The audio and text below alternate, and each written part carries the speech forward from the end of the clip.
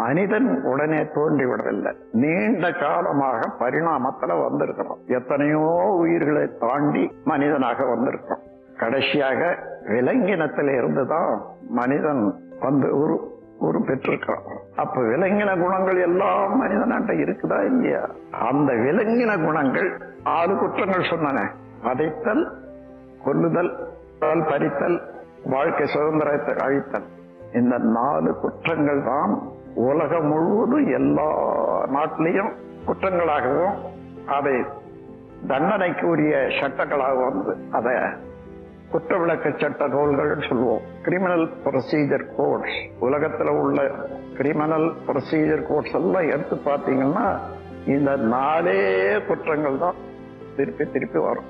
இது மனிதனுக்கு தேவையா? தேவையில்லை.